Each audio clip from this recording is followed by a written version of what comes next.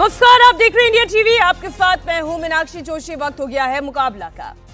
प्रयागराज महाकुंभ समापन में अब केवल 3 दिन का समय और बाकी है। अब तक 61 करोड़ से ज्यादा लोग आस्था की डुबकी लगा चुके हैं, लेकिन इस 42 दिनों में महाकुंभ और सनातन पर विपक्ष की ओर से कई सवाल खड़े किए गए हैं। कभी महाकुंभ को मृत्यु कुंभ बताया गया, कभी महाकुंभ के आयोजन को बेफिजूल पैसे की बर्बादी का आयोजन कहा गया। लेकिन आज प्रयागराज से 300 किलोमीटर दूर छतरपुर में सनातन का मंच सजा। जगत गुरु रामभद्राचार्य, धीरेन्द्र शास्त्री जैसे तमाम संत मंच पर मौजूद थे और इसी मंच से प्रधानमंत्री मोदी ने सनातन का विरोध करने वालों को क्लियर कट जवाब दिया। सनातन क्या है, किस तरह सनातन को बदनाम करने की साजिश रची जा रही है, इसकी पूरी डिटेल रखी।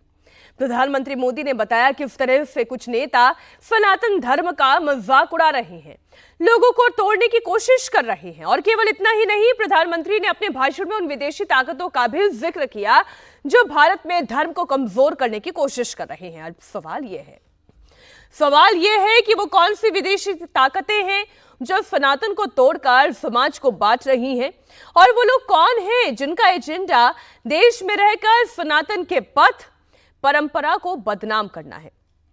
इन्हीं सवालों पर हम करेंगे चर्चा। हमारे साथ कई मेहमान भी जुड़ेंगे, लेकिन सबसे पहले आपको सुनाते हैं प्रधानमंत्री मोदी ने आज क्या कहा।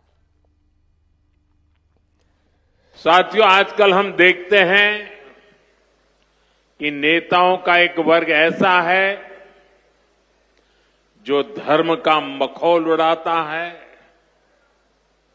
उपहास उड़ाता है, लोगों को तोड़ने में जुटा है। और बहुत बार विदेशी ताकतें भी इन लोगों का साथ देकर देश और धर्म को कमजोर करने की कोशिश करती दिखती है। हिंदू आस्था से नफरत करने वाले ये लोग सदियों से किसी न किसी भेष में रहते रहे हैं। गुलामी की मानसिकता से घिरे हुए लोग हमारे मत, मान्यताओं और मंदिरों पर, हमारे संत, संस्कृति और सिद्धांतों पर हमला करते रहते हैं। ये लोग हमारे पर्व, परंपराओं और प्रथाओं को गाली देते हैं। जो धर्म, जो संस्कृति स्वभाव से ही प्रगतिशील है, उस पर ये कीचड़ उछालने की हिम्मत दिखाते हैं। हमारे समाज को बांटना, उसकी एकता को तोड़ना ही इनका एजेंडा है।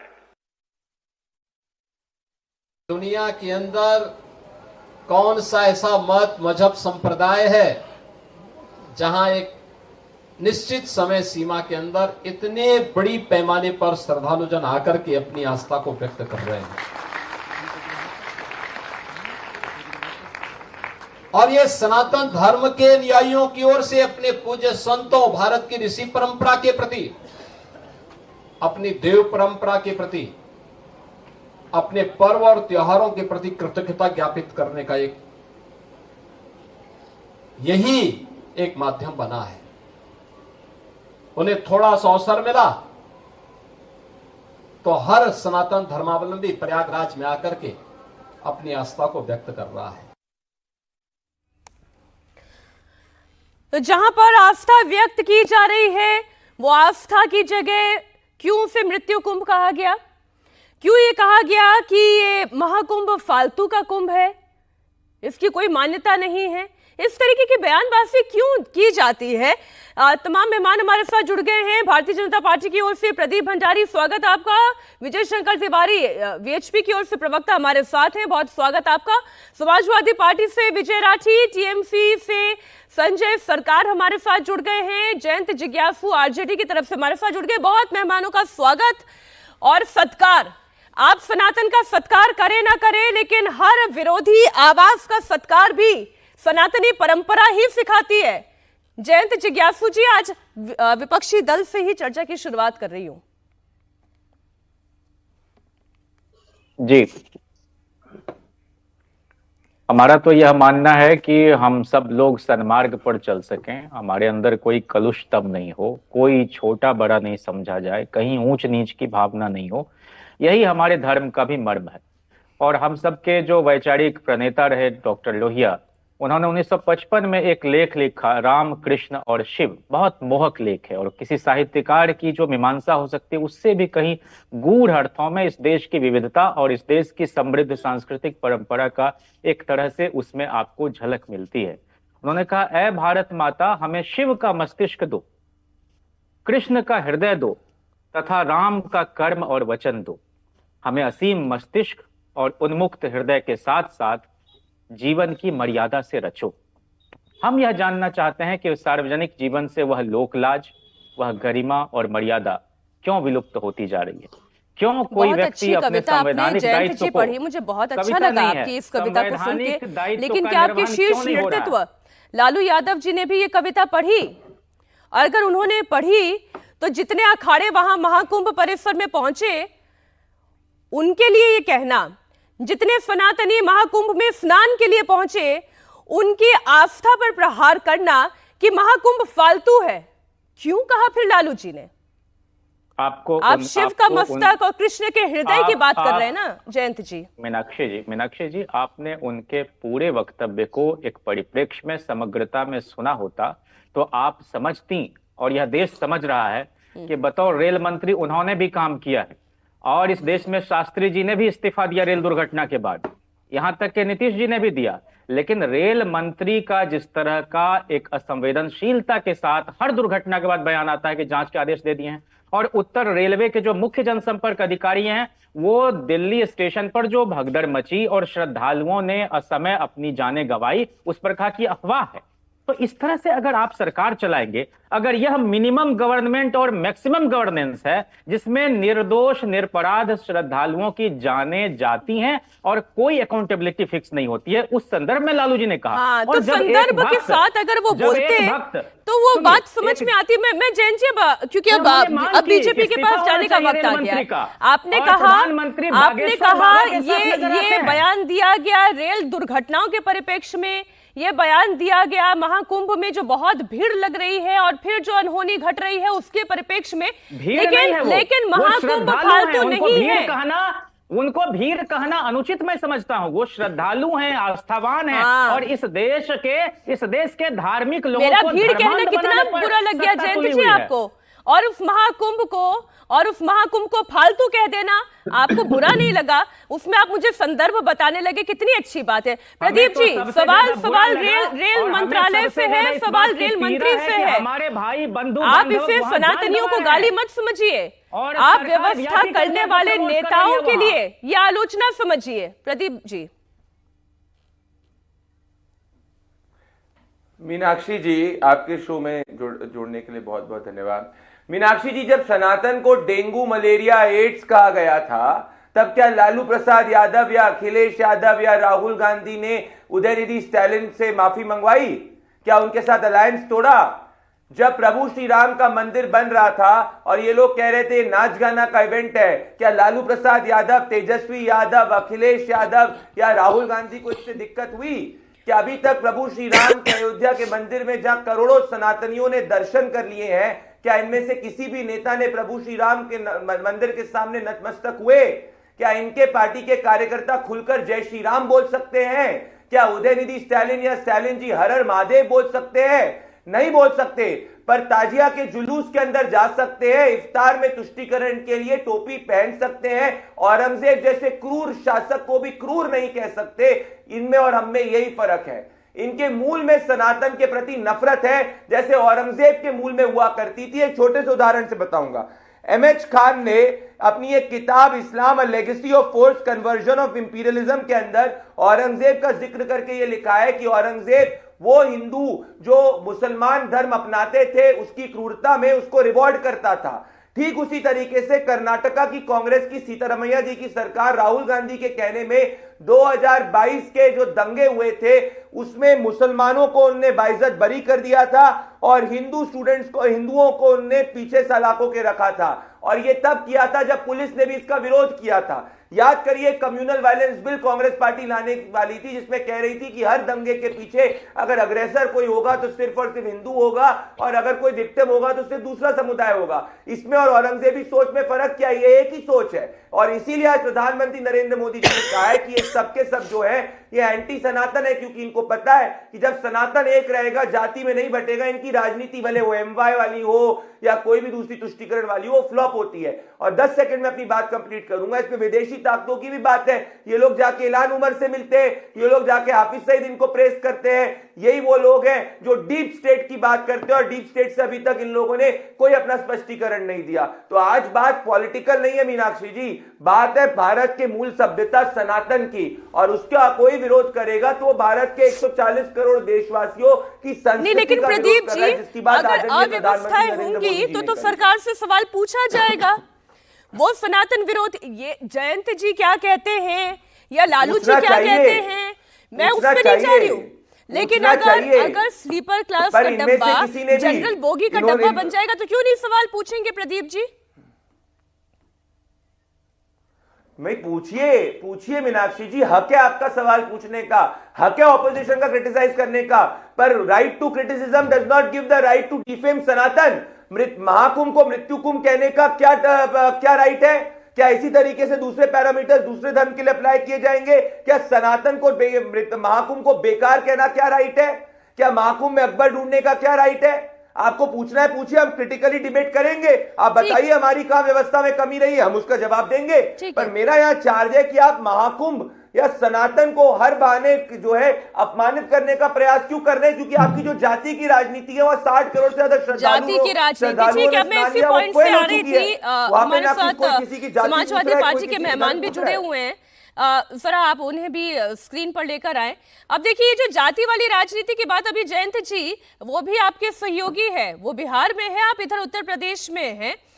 विजय जी, ये कहां कौन सी जात पात किसी ने ढूंढी, कहां किसी ने ऊंच नीच ढूंढा? जिस सनातन की डुबकी में कोई अमीर भी दिखाई दे रहा है, कोई गरीब भी दिखाई दे रहा है, जिसमें जाति का कोई बंधन नहीं है, वह जाति पाति की राजनीति कैसे आ जाती है? देखिए मीनाक्षी जी, सबसे पहले सब लोगों को मेरा नमस्कार। देखिए, ये बात सही है। मेरी आवाज सुन पा रहे हैं आप? जी। जहां जैसे ये एक महा आयोजन है कुंभ का, इसमें सब जाति धर्मों के लोग हैं और कुछ तो देखिए मैं बता दूं आपसे कि कहां जाति ये लोग ढूंढते हैं। जहां इन्हें राजनीतिक लाभ लेना, वहां जाति से मतलब नहीं, वहां जाति की एकता की बात करते हैं। लेकिन जहां इन्हें नौकरी देनी है वहां ये जाति ढूंढते हैं। वहां ये कुछ लोगों को नौकरी में बैठा देना, चाहे वो यूनिवर्सिटी हो, चाहे वो दूसरे उच्च शिक्षण संस्थान हो या अन्य बैंक की जगह या कोई भी हो, पूरे देश में और खास तौर से उत्तर प्रदेश में हर जगह आरएसएस के लोगों को बैठाया जा रहा है। जिस यूनिवर्सिटी के पास में इस समय बैठा हूं, वहां भी 3 लोगों को मैं देखा जो आरएसएस का नेकर और पैंट पहनते थे, वही वीसी बने हैं।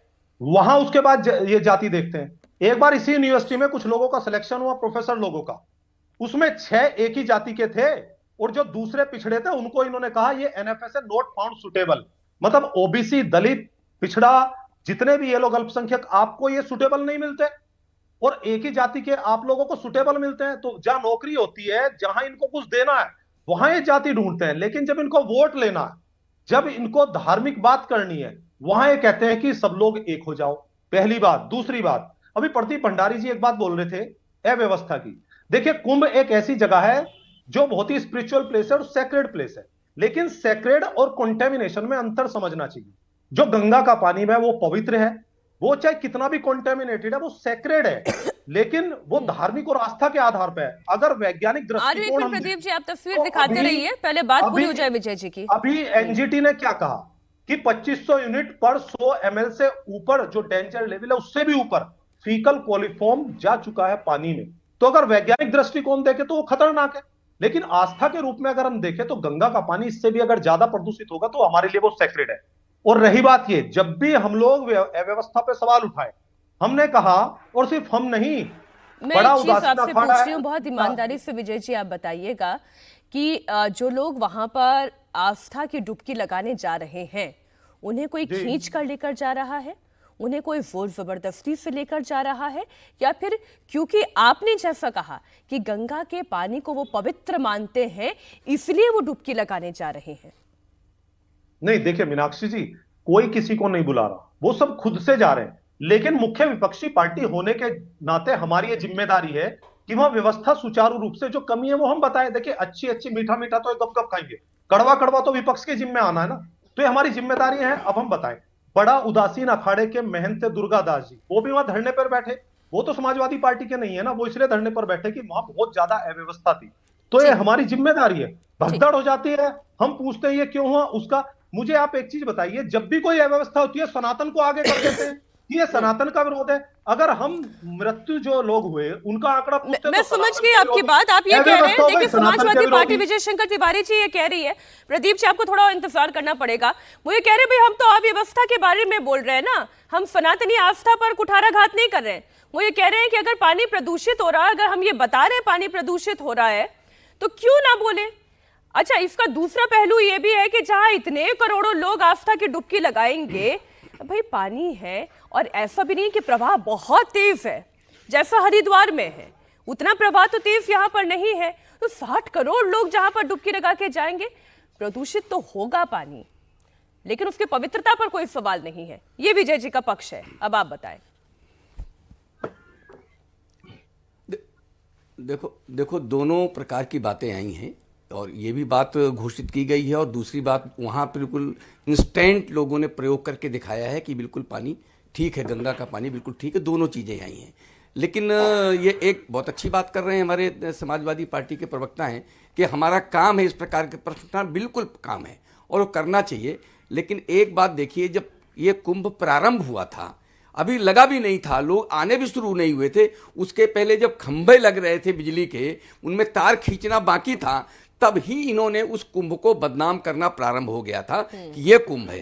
यानी कुंभ को बदनाम करने के लिए पहले दिन से, जब से खंभे लगने शुरू हुए, तब से इन्होंने काम शुरू कर दिया था। लेकिन विश्वसनीयता का विषय है, आप विश्वसनीयता अगर होती तो समाज इनकी बात मानता, लेकिन विश्वसनीयता इस कदर है इनकी कि वहां पर हम सोच रहे थे 40 करोड़ लोग पहुंचेंगे, 60 करोड़ लोग पहुंचे, ये कुंभ की सत्ता है। दूसरी बात यह है कि अभी सामाजिक समरसता की बात हो रही थी, ऊंच नीच की बात हो रही थी, पूरे के पूरे कुंभ में आपने देखा करोड़ों लोग गए, कोई किसी से पूछ रहा था कि नहीं आप किस जाति से, आप नहाओगे तो मैं नहीं नहाऊंगा, कहीं आपने देखा क्या? 80 देशों से लोग आए थे, एक नैरेटिव सारे देश में पूरा फैलाने की कोशिश की गई, वर्षों से फैलाने की कोशिश की जा रही है, अगड़ा पिछड़ा दलित ये सब करने की कोशिश की गई, लेकिन एक साथ एक स्वर, समवेत स्वर में, समवेत मानस से कुंभ ने यह बता दिया कि आप लोग जो सारे देश को बांटने के लिए कोशिश कर रहे थे वो पूरा फेक था, पूरा का पूरा कुंभ इस बात का साक्षी है। एक बात। दूसरा, हमारे एक मित्र राजद के बात कर रहे थे कि रेल मंत्री इस्तीफा दे देते थे। रेल मंत्री थे माननीय श्री लालू प्रसाद जी, और आपको ध्यान में होगा कि गोधरा की वो ट्रेन में 56 लोग पेट्रोल डाल करके जला दिए गए थे, बाद में जलाने वालों को सजा हुई, लेकिन रेलवे मंत्री उस समय जो थे उन्होंने एक अलग से टोली बिठा दी, उन्होंने कहा नहीं ये मारे नहीं गए थे, ये तो अपने आप स्टोव में खाना बनाते हुए जले थे। गलत नहीं है, ये साक्ष्य है, आप जाकर देख लिए, डॉक्यूमेंटेड मिल जाएंगे। तब लालू जी कहां थे भाई? जो लालू जी जलाने वाले लोगों को कहते खुद मर गए, तो इतने प्रतिबद्ध व्यक्ति हैं वो। और जहां तक बात सनातन की रही, तो सनातन पर बार बार प्रतिघात किया गया है, सनातन को खत्म करने की बात की गई है। तो हम कहते हैं, देखो मोदी जी ने एक बहुत अच्छी बात कही, समावेशी हिंदुत्व है। प्रथाओं पर उन पर प्रहार हो रहा है, विकासवादी है हमारा हिंदुत्व और उस पर आप प्रहार करते हैं, तो क्या अगर सनातन खत्म करेंगे तो क्या लाएंगे, शरिया लाएंगे क्या? अगर सनातन को खत्म करेंगे तो शरिया खत्म करने के लिए कभी बात आपने नहीं की, शरिया के प्रथाओं पर बात तो आपने कभी नहीं की, क्योंकि आपके दृष्टि में सीधे सीधे वोट बैंक है, सनातन नहीं है। सनातन को गाली देकर अगर वोट मिलता है तो आप लीजिए, ये कहां तक पहुंचेगा ये आज आप देखने वाली बात कर सकते हैं। ठीक, मैं 1 मिनट विजय जी आ रही हूँ आपके पास। एक बार ब्रेक पर जाने से पहले सभी की बात आ जानी चाहिए, हमारे जितने पैनलिस्ट हैं। ममता बनर्जी तो और आगे निकल गई संजय जी। मृत्यु कुंभ, 60 करोड़ से ऊपर श्रद्धालु जहां आस्था की डुबकी लगा चुके हैं, उसे मृत्यु कुंभ कह दिया ममता बनर्जी जी ने। एक खबर मैं पढ़कर आपके सामने रख रही हूं। चुनाव के दौरान ग्रामीण इलाकों में जितनी हिंसा हुई उसमें डेथ टोल मैं आपको पढ़ के बता रही हूं। साल 2023 जुलाई 13 की घटना। Mamata Banerjee claimed that 19 people died in poll-related violence and announced compensation for the families of deceased. चुनाव में 19, केवल एक क्षेत्र में 19 लोगों की मौत हो गई।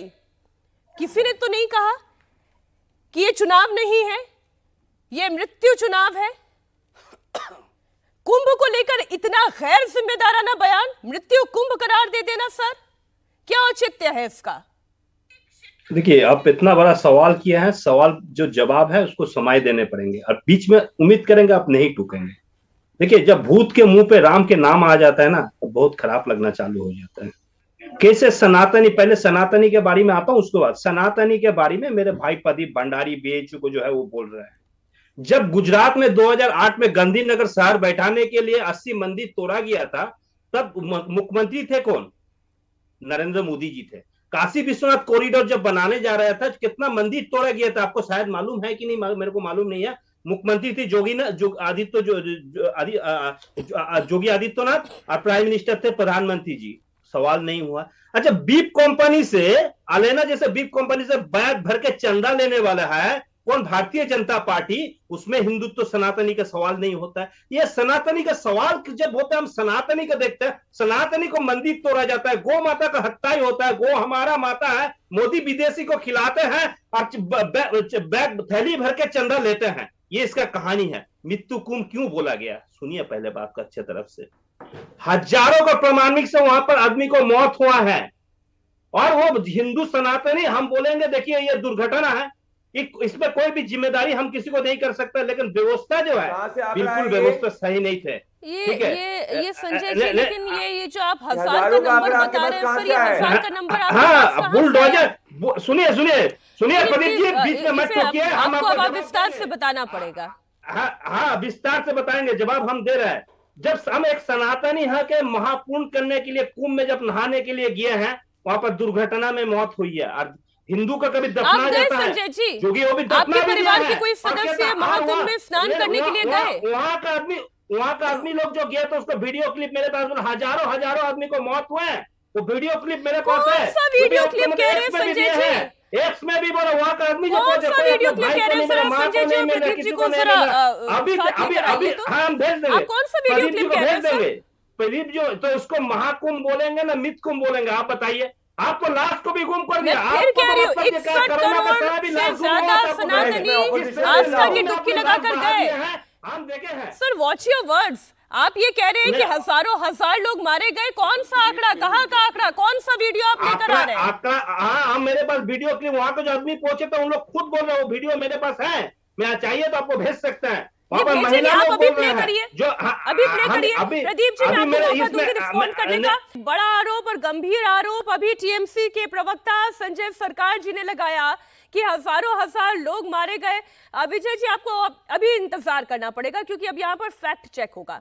इन्होंने कहा इनके पास वीडियोस है और ये वीडियो से ये साबित कर सकते हैं हजारों की संख्या में लोगों की जान गई। अब जरा प्रदीप जी और संजय जी को एक फ्रेम में लेकर आ जाइए। अब संजय जी दिखाइए वीडियो। आप अभी आपको भेजा दिखा रहा हूं मैं, आपका क्या बोल रहा है।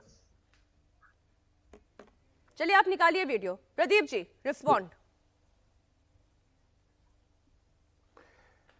14 फरवरी 2025 को जैसे संजय जी अफवाह फैला रहे हैं, 54 अकाउंट्स के ऊपर एफआईआर दर्ज हो चुकी है।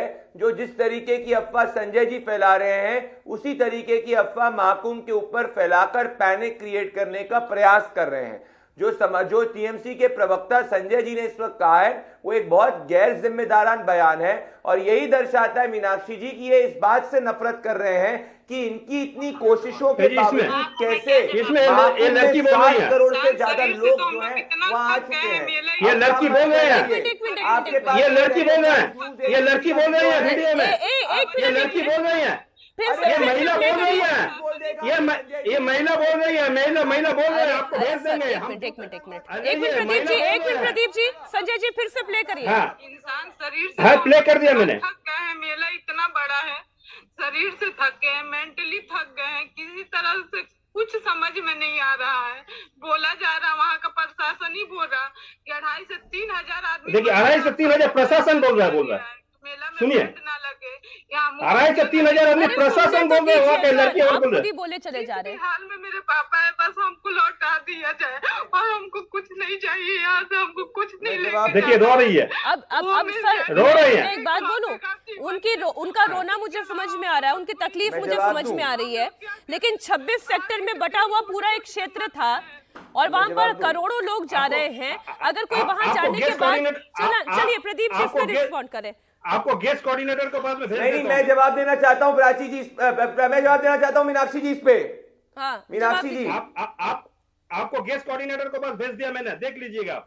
ये एक सेकंड रुकिए ना, मैं इसका अब सुनिए संजय जी एक सेकंड सुनिए मेरी बात। 60 करोड़ वहां पे लोग गए हैं, उसमें से आपने एक लेडी का हियर से कॉन्वर्जेशन उठाया है। लॉ क्या कहता है? हाँ। उस लेडी की हियर से कॉन्वर्जेशन कह रही है कि प्रशासन ऐसा कह रहा है। आप मुझे प्रशासन का आधिकारिक बयान दिखाइए, किसी भी अधिकारी का जो कह रहा है। झूठ मत कह रहा है, 50 करोड़ लोगों पे एफआईआर हुई है, 7 करोड़ से लोग मामले में दर्शन कर रहे हैं। आपकी पीड़ा हो सकती है, नहीं, ये फेक न्यूज नहीं चलेगी आपकी। आप बताइए, वो लेडी कह रही है प्रशासन कह रहा है, प्रशासन का आधिकारिक बयान दिखाइए।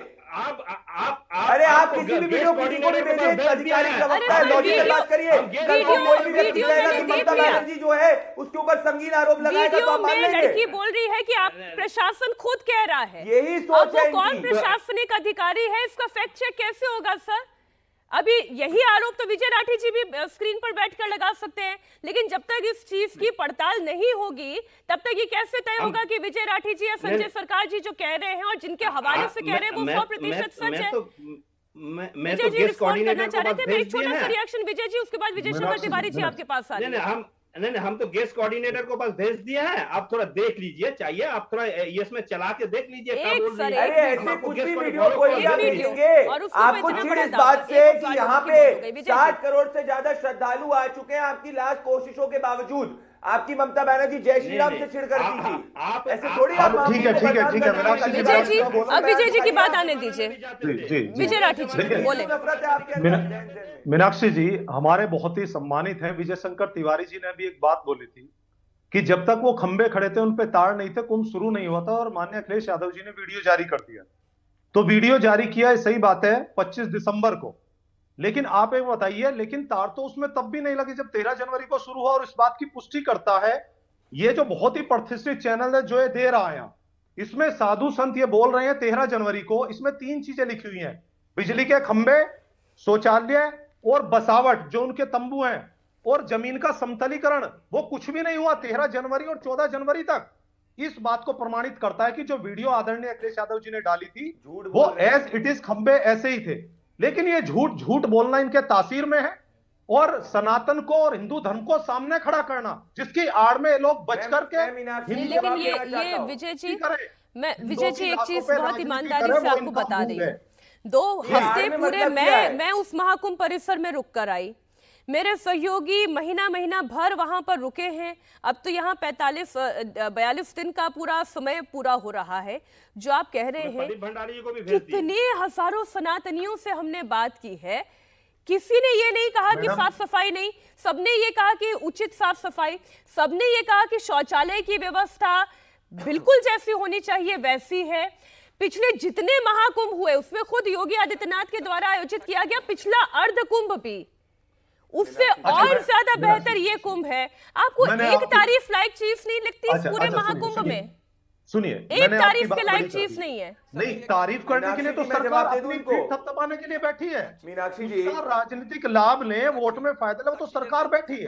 बात- आप ये बताइए, जो पीड़ित है, जो यही लाचार आपका है, दर्द है जो क्या? राजनीतिक लाभ जो की क्या परेशान बात राठी जी, कर क्या रहे हैं? यही आप आपका दर्द है कि राजनीतिक उन्हें लाभ नहीं राजनीतिक चाहते लाभ हैं। मिल जाएगा? शोषित की आवाज आप कौन तुष्टिकरण उठाएगा? के नाम पे यही राजनीतिक आपका लाभ दर्द लेना है कि चाहते राठी हैं। जी की उनको राजनीतिक लाभ मिल जाएगा, इसलिए आप मैं अच्छी बताऊं- चीज की भी तारीफ नहीं राजनीतिक करना लाभ के चाहते? लिए कर रहे हैं वो राजनीति लाभ के लिए ठीक है, काम कर तिवारी रहे हैं। जी। वो श्रद्धालुओं के लिए काम साक्षी। नहीं कर रहे, लेकिन जो राठी जी से मैं बात कर लेता हूँ। हाँ राठी मैं जी, जवाब दे दूं? राठी जी, राठी मीनाक्षी जी, जी, राठी जी, हाँ हाँ, मैं बात राठी जी, विजय शंकर तिवारी जी राठी की जी, आवाज है। राठी जी, राठी जी, विजय राठी जी, नहीं, मेरा हाँ, सवाल का राठी जवाब जी, दीजिए ना।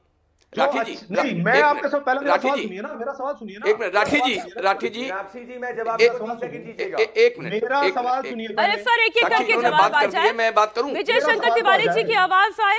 विजय शंकर तिवारी जी, मेरा सवाल तो सुनिए, तभी तो जवाब देंगे। मेरा हाँ ये विजय, बताइए कि विजय, हाँ आपने राठी कहा जी, राठी जी ने मैं सुन लिया, मैं पहले आपकी बात का उत्तर दे दे तो फिर बोल लेना आप। लेकिन अगर 2 करोड़ भी दुखी हैं तो अरे उनकी भाई सुनिए जिम्मेदारी तो, हमारे ऊपर है ना। अच्छा, आप 2 सुनिए करोड़ तो, है। इतना बड़ा आंकड़ा अरे दे दिया, सुनिए 2 तो, करोड़ सुनिए दुखी है। सुनिए सुनिए सुनिए सुनिए सुनिए सुनिए। मीनाक्षी देखो जी, ऐसा है विजय जी, राठी जी, मुझे नहीं पता कि आप कुंभ गए हैं, स्नान किया है कि नहीं किया है। किया हो तो बहुत अच्छा है, नहीं गए तो भी कोई बात नहीं है। लेकिन मैं वहाँ 12 जनवरी को मैं उसी कुंभ स्थान पर था। मैं 5 दिन 3 बार रह करके आया हूँ। और 12 जनवरी को जब मैं गया तो वहाँ पर कहीं भी ऐसा नहीं था जहाँ खंभों से रोशनी नहीं आ रही थी। तो इसलिए मैंने कहा कि आप पहले से ही उस कुंभ को बदनाम करने की कोशिश आप करने लगे।